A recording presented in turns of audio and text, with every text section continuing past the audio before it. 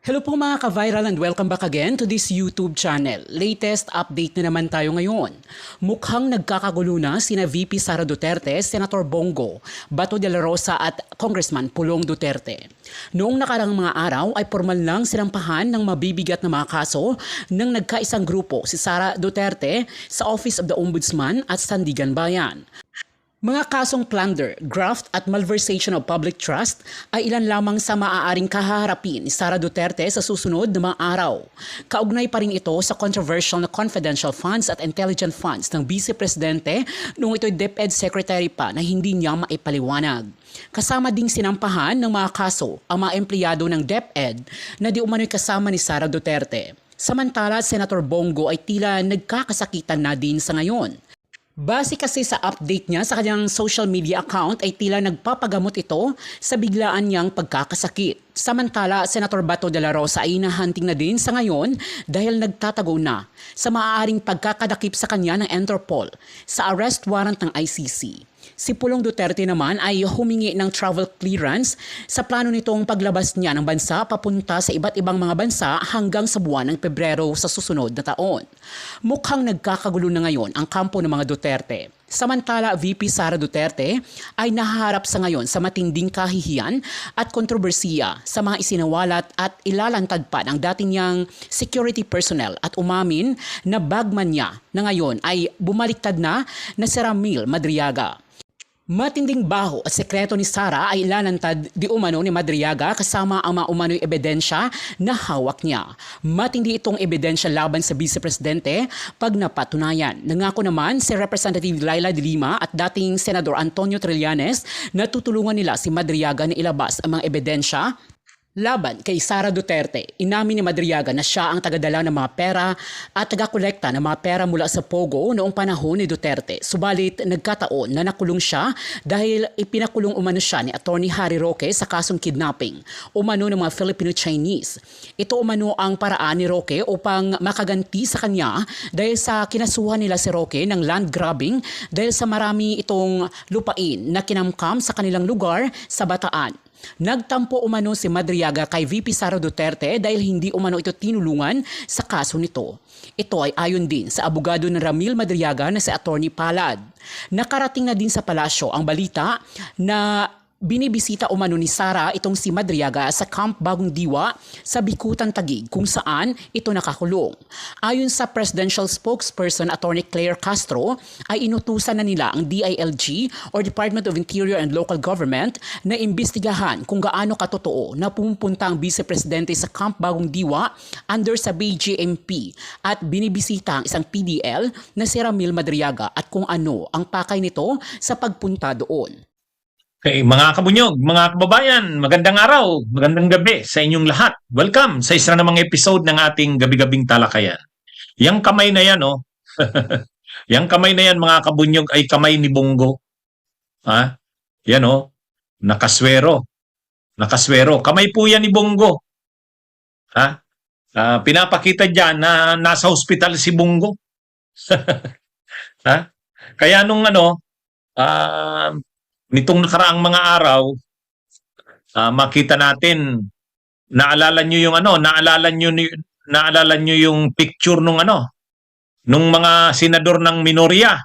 7 lang ang nandun, wala si Bato, wala si Bongo.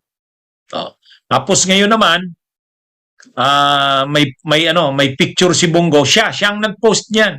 Kaya lang hindi niya na pinakita yung mukha niya, yung kamay niya lang. Pero kanya yan, kanyang post po yan, mga kabunyog. So parang napapansin natin kung ano-ano yatang nangyayari dito sa mga tao ni Duterte, ano? Si Bato nagtatago. Si Pulong magbabiyahe para mag-iskapo. 2 buwan hanggang Pebrero mawawala si Pulong. Si Bongo naman nagkakasakit. Ano ba ito? Ha? Nagpa-practice na ba si Bongo na kapag lumabas ang arrest warrant sa kanya ay bigla magkakasakit? Ha? Parang kanya-kanya ng diskarte ang mga tao ni Duterte, ano? Si Roque, political asylum naman ang diskarte. Ha? Sabi ni Isidro Ramos, hospital arrest. O nga, pwede. Pwedeng maganyan. Pwedeng sasabihin na seryoso ang sakit ni Bongo. Ha? Parang kung ano-ano nang ginagawang diskarte, ano? Kanya-kanya ng diskarte. Bahala na kayo. No? Kasi talagang iba-ibang problema ang kinakaharap nila. Si Harry Roque nandun na naman ngayon sa Austria. Oh? Nandun na naman sa Austria ngayon. Kasi pinaalis ng the Netherlands. Kumpirmado. Nandun na siya sa Austria. Tapos lalakarin niya doon yung kanyang bagong asylum sa application. Kasi hindi inaksyonan ng denied ng the Netherlands yung asylum application niya. O ngayon umaasa siya sa Austria.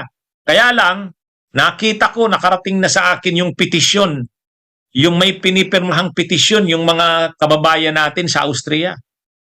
O, maalala natin na sa the Netherlands, si Joel Vega, isang Dutch Filipino.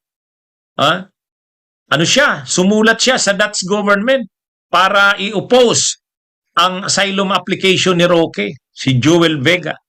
Pero dito sa Austria, nabasa ko yung petition ng mga kababayan natin. Ipipetisyon nila si Roque. Kukontrahin nila sa Dutch government, ay sa Austrian government. Kaya, ano yan mga kabunyog? Ito, si Pulong naman, di ba, magbabiyahe naman. Dinidinay niya, hindi naman the world tour yung gagawin niya. Ano pa ba yun? 16 countries pupuntahan mo, 2 buwan. Tapos hindi mo sasabihin na hindi world tour yun.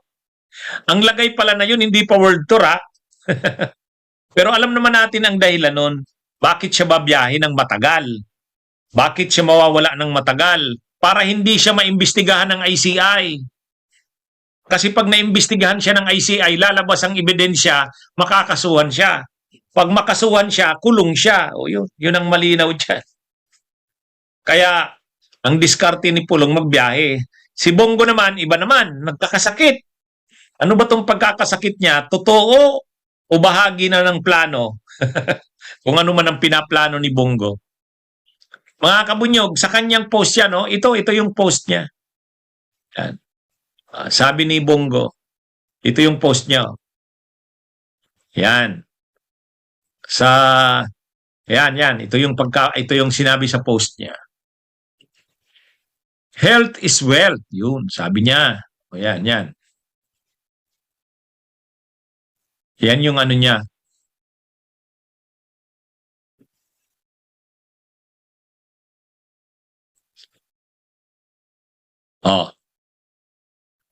Daily Tribune, yesterday, kahapon ito, December 14, health is wealth. Look, Senator Bongo calls in sick, sharing a photo of himself in a hospital bed in a Facebook post on Sunday, 14 December. He reminded Filipinos to always prioritize their health, noting that illness is a natural part of being human. Ito rin ang paulit-ulit na paalala ni Senator Bongo, pangalagaan ng ating kalusugan sapagkat ito ay katumbas ng buhay at kinabukasan ng bawat Pilipino hero. Kaya yung pinakita ko sa inyo mga kabunyog na picture, hindi po yon, talagang siya yon. Yan yung post niya eh. Kanyang post yan. Alagaan daw ang kalusugan. May sakit si Bongo, ano? Ano kayang pakulo niyan? Ha? Ano kayang pakulo niya ni Bongo? Kung ano-ano ng kumbaga ang kampo ng Duterte, kanya-kanya na silang diskarte. Bahala na kayo kung anong pwedeng gawin nyo. Kasi kanya-kanya silang problema.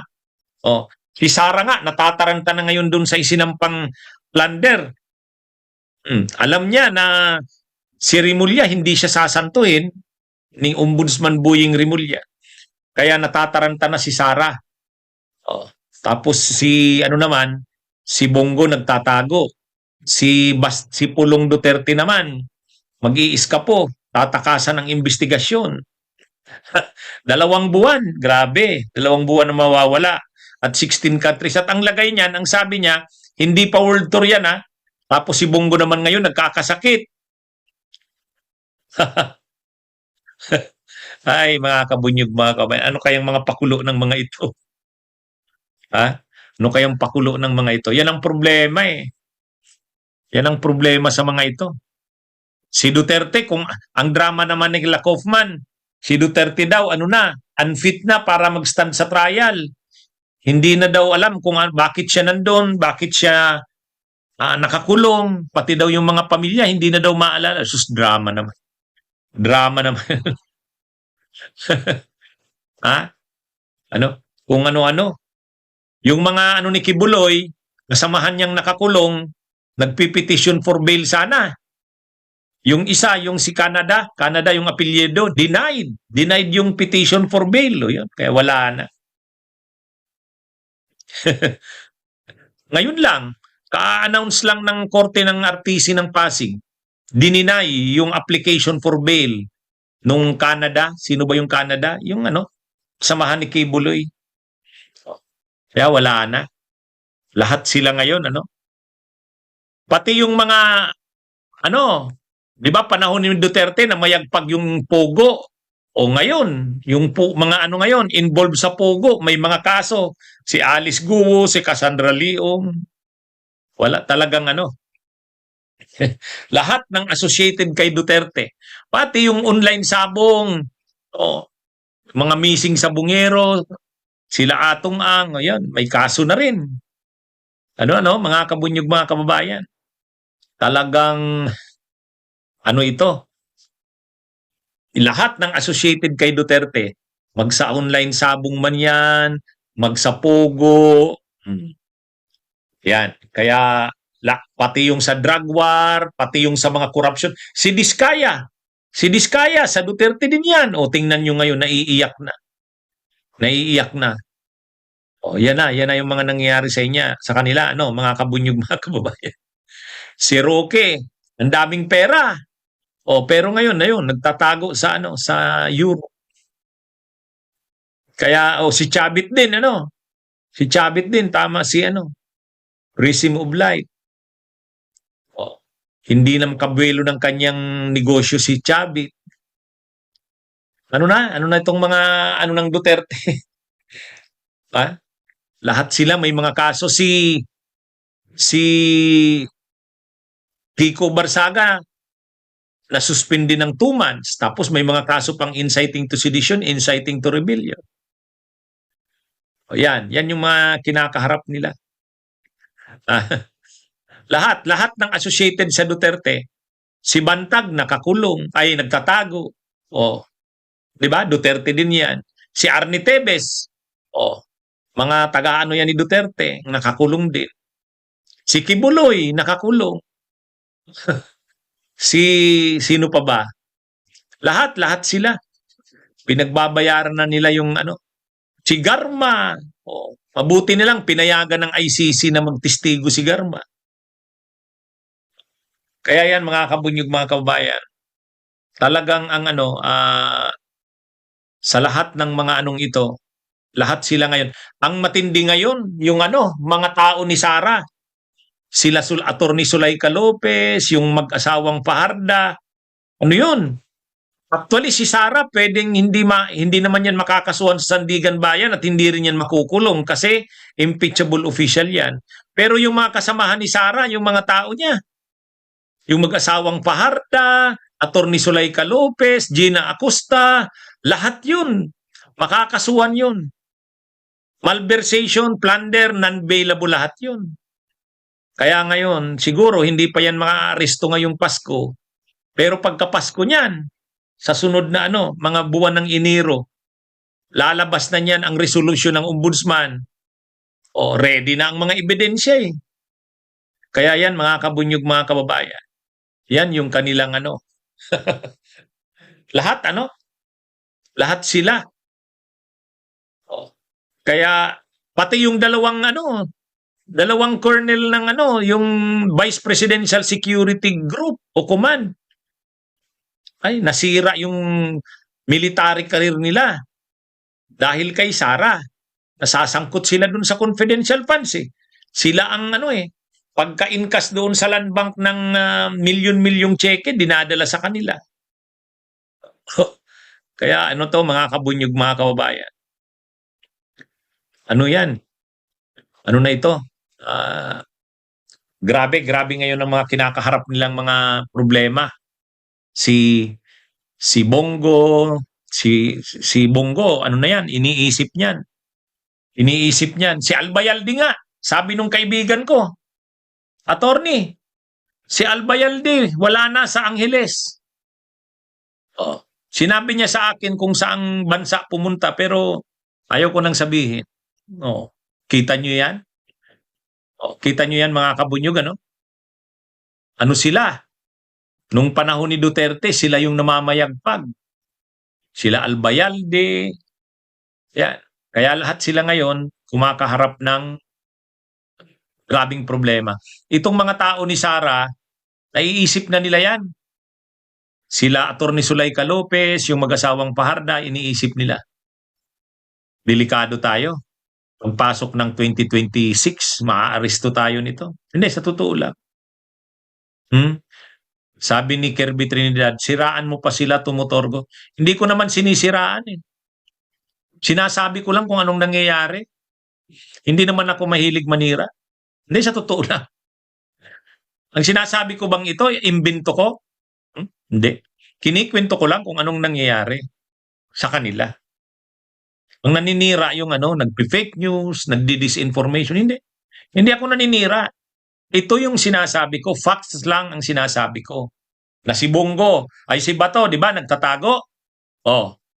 Paninira ba yan? Oh. Si Pulong ay lalabas ng bansa, kukuha ng travel authority para sa 2 months? Anong purpose nun? Kung bibisita ka kay Duterte sa ama, di diretso ka na doon. Kahit 10 araw, 15 araw, mahaba na nga yun. Di ba? Oh. Kaya ito mga kabunyog, mga kababayan, lahat ng associated kay Duterte nagsasuffer ngayon. Nagsasuffer sila lahat. Yung mga tauhan ni Kibuloy, yung mga trusted niyang mga ano ngayon, kasama niyang nakakulong. Wala. Yung mga trusted ni Sara, yung mga sumunod din kay Sara, yung mga tao niyang sunod-sunuran kay Sara, di ba? Yan yun. Ano to mga kabunyog? Kumbaga ako, tinitingnan ko ang mga nangyayari. Lahat sila kumakaharap na ngayon ng sari-saring problema. Si Harry Roque, di ba? Pinaalis ng the Netherlands, papunta na ng Vienna, Austria. Wala na. Talagang grabe ang kanilang dito. Grabe ang problema nila. O sige mga kabunyog, mga kababayan, magandang araw sa inyong lahat.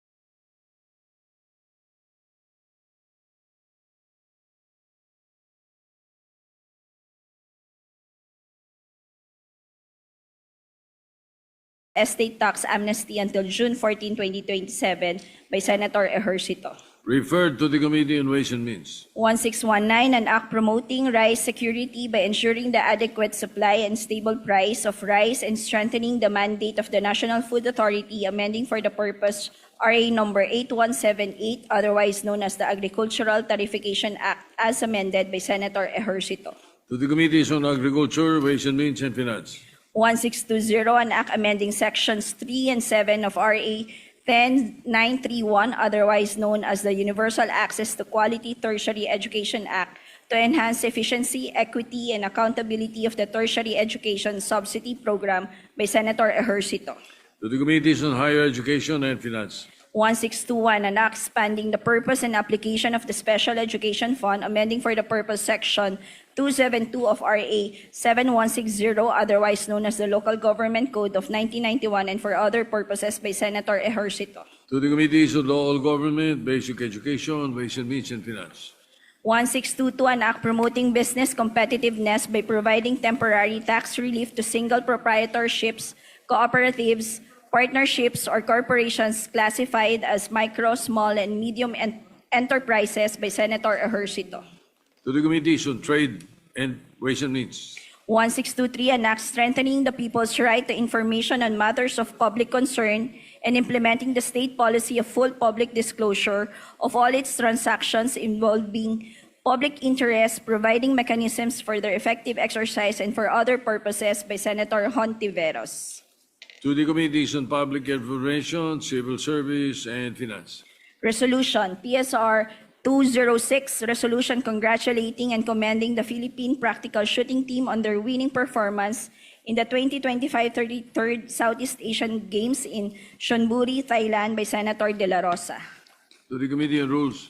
Committee report. Committee report number 22, prepared and submitted jointly by the Committees on Agriculture, Food and Agrarian Reform and Finance on Senate Bill number 1624 with Senators Pangilinan and Marcos as authors thereof. An act creating a Congressional Commission on Agricultural Fisheries and Food Security to review, assess, and evaluate the state of Philippine agriculture and recommend innovative and targeted policy reforms in agriculture, appropriating funds, therefore, recommending its approval and substitution of Senate Bill numbers 1199 and 1345, sponsor Senator Pangilinan. To the calendar for ordinary business. Majority Leader. Thank you very much, Mr. President. Mr. President, I move to transfer from the calendar of ordinary business to special order to the reading of the journal of the 35th session,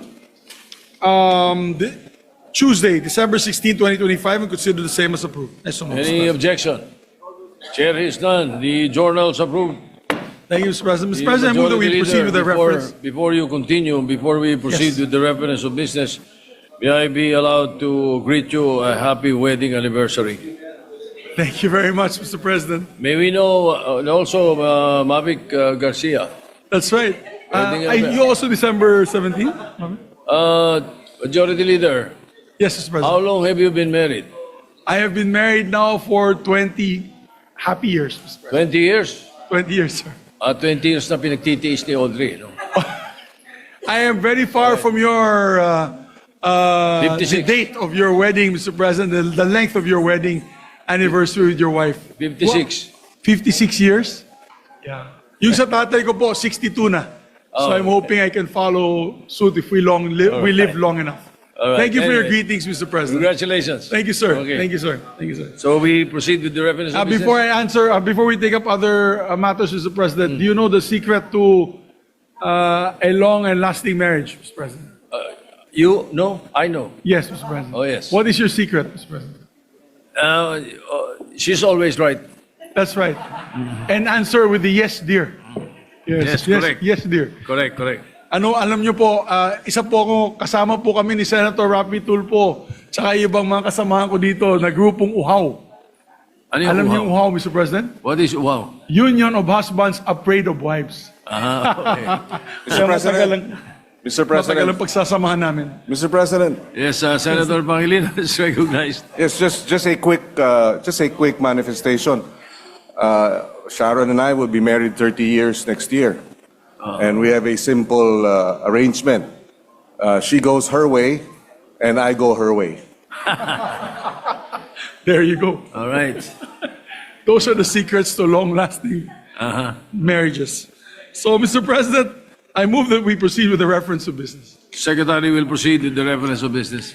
Message from the House of Representatives, letter from the House informing the Senate that on 10 December 2025, it adopted House Concurrent Resolution Number 8, Concurrent Resolution upholding fidelity to the 1987 Constitution relative to the duties and responsibilities of the Conference Committee on the General Appropriations Bill to ensure transparency and accountability in the enactment of the national budget, in which it requests the concurrence of the Senate. Referred to the Committee on Rules. Bills on first reading. Senate number 1601, an act strengthening the University of Antique, expanding its curricular offerings and the composition of the governing board and appropriating funds therefore. Senator Legarda. Referred to committees on higher education, ways and means, and finance. Senate number 1602, an act giving preference to domestic bidders participating in government procurement projects. Senator Villanueva. To the Committee on Finance. Senate number 1603, an act providing for the establishment of registries of skilled workers in barangays. Senator Villanueva. Referred to committees on labor, local government, and finance. Senate number 1604, an act expanding the coverage of the tertiary education subsidy, amending for the purpose Republic Act number 10931, otherwise known as the Universal Access to Quality Tertiary Education Act. Senator Villanueva. To the committees on higher education and finance. Senate number 1605, an act providing for additional benefits for all teaching personnel in state universities and colleges and state-run technical and vocational institutions, appropriating funds therefore. Senator Villanueva.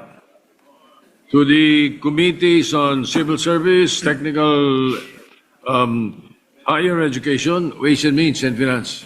Senate number 1606, an act providing for additional benefits for all teaching and non-teaching personnel in public basic education schools, appropriating funds therefore. Senator Villanueva. To the committees on civil service, basic education, ways and means, and finance. Senate number 1607, an act to protect Filipinos from the harmful effects of trans fatty acids, appropriating funds therefore. Senator Villanueva. To the committees on health, trade, ways and means, and finance. Senate number 1608, an act imposing excise tax on plastic bags, amending for the purpose section 288 and adding a new section 150-C in the National Internal Revenue Code of 1997 as amended. Senator Villanueva. Referred to the committee on ways and means. Senate number 1609, an act mandating the stockpiling of personal protective equipment and appropriating funds therefore. Senator Villanueva. To the committees on health and finance. Senate number 1610, an act instituting the Medical Reserve Corps and appropriating funds therefore. Senator Villanueva. To the committees on health and finance. Senate number 1611, an act further amending Republic Act number 11213, the Tax Amnesty Act, as amended by Republic Act number 11569 and Republic Act number 11956, by extending the period of availment of estate tax amnesty until June 14, 2027. Senator Villanueva. Referred to the committee on ways and means. Senate number 1612, an act upgrading the minimum salary grade level of nurses from salary grade 15 to 19, amending Section 32 of Republic Act number 9173, otherwise known as the Philippine Nursing Act of 2002. Senator Tulfo E. To the committees on civil service, health, and finance. Senate number 1613, an act granting Philippine citizenship to Matthew James Ramos. Senator Go. Referred to the committee on rules. Senate number 1614, an act institutionalizing the public basic education schools in geographically isolated and disadvantaged and conflict-affected areas, providing access roads leading to last-mile schools and appropriating funds therefore. Senator Tulfo E. To the committees on basic education, public works, and finance. Senate number 1615, an act providing for the Magna Carta of Barangay Health Workers. Senator Padilla.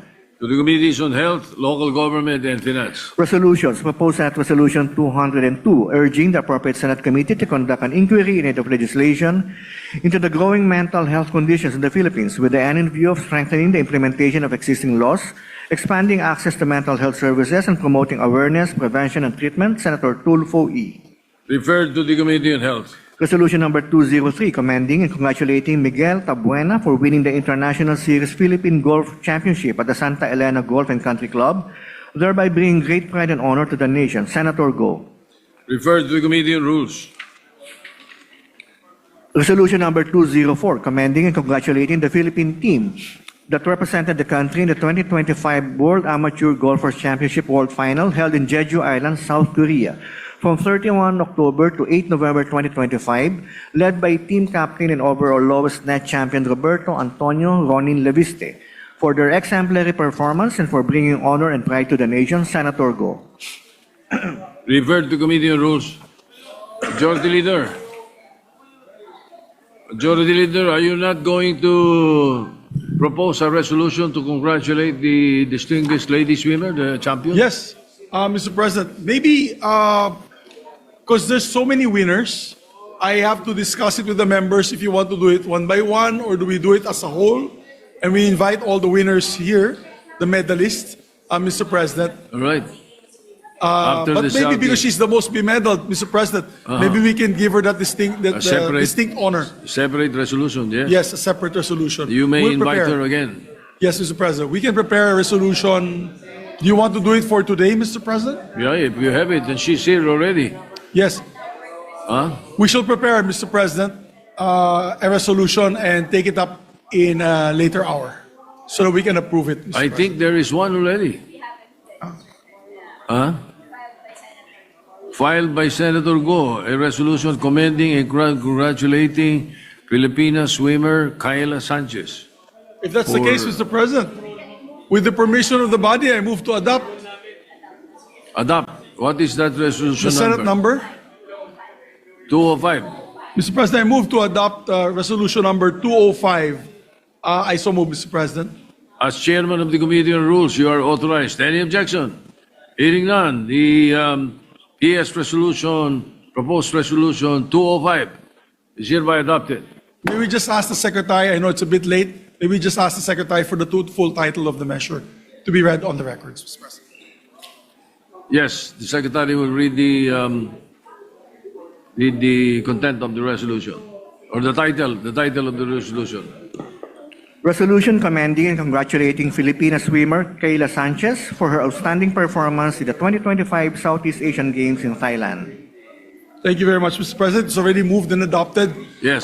We'd like to ask for a minute suspension so we can ask all members to come up on the podium for a picture. But before we do that, also, Mr. President, we have with us today a bronze medalist in bouldering. I think that is like rock climbing in the Southeast Asian Games. Mr. Praj De La Cruz is with us today as well. All right.